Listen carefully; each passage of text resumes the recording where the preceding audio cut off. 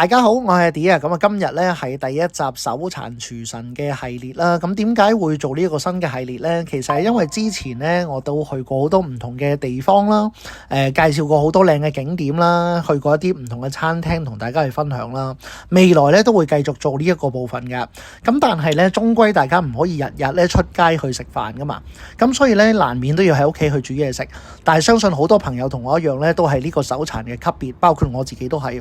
咁咧而我亦都要上網咧，跟唔同嘅 creator 去學下咧點樣煮嘢食嘅。咁但係可能我悟性唔高咧，真係超過5個程序以上咧，我覺得有啲難度嘅。咁相信有好多朋友咧，同我一樣咧，都係手殘嘅級別。咁希望咧，我可以將佢簡化一啲，同大家可以分享得到點樣可以一齊做美食啦。嗱，咁今日同大家介紹嘅咧係呢個泰式咖喱魚柳飯啊。咁一嚟到咧，將啲魚柳放咗喺個氣炸鍋裏邊。咁冚埋，爭少少添。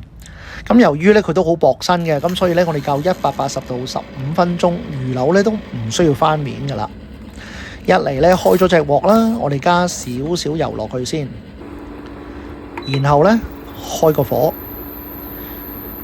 咁咧我哋直接將呢個嘅咖喱粉咧放晒落去。但係當我攪拌嘅時候咧，就發覺懶健康係有後果嘅。啲油咧好明顯係唔夠，炒嘅時候咧就唔係好可以炒得香佢，咁但係都唔緊要啦。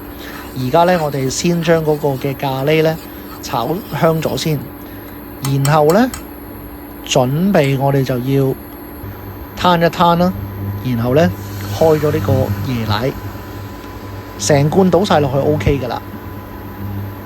然後咧我哋去攪勻佢啦。咁其實咧今日點解會介紹魚柳咧？原本我係想介紹咖喱雞嘅。咁但係咧，我見市面上咧，如果係即刻可以炸起嘅雞咧，其實裏邊咧都好老嘅。我記得有一隻嘅韓式燒雞咧，放落去呢個嘅氣炸鍋裏邊咧係好方便嘅，但係佢裏邊咧係好老嘅。咁我覺得咧，如果要方便嘅話咧，不如都係煮呢個嘅咖喱魚柳。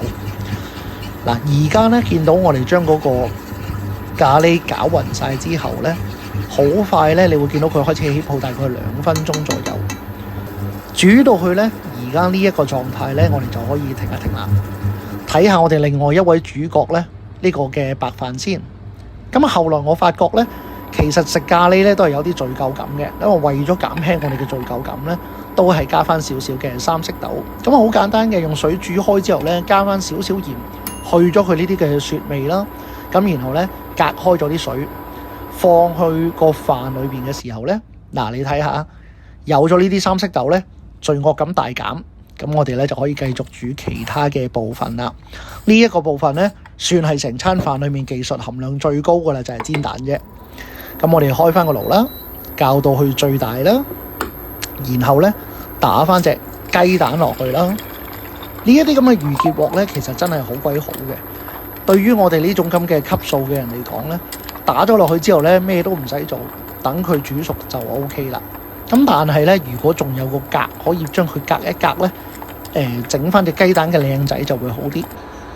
嗱，去到最後咧，熄咗爐之後，我哋加翻少少鹽喺隻蛋黃嗰度，放翻上去個飯嗰度咧就 OK 啦。雖然咧佢有少少嘅毀容啊，咁但係咧總算係留心啊。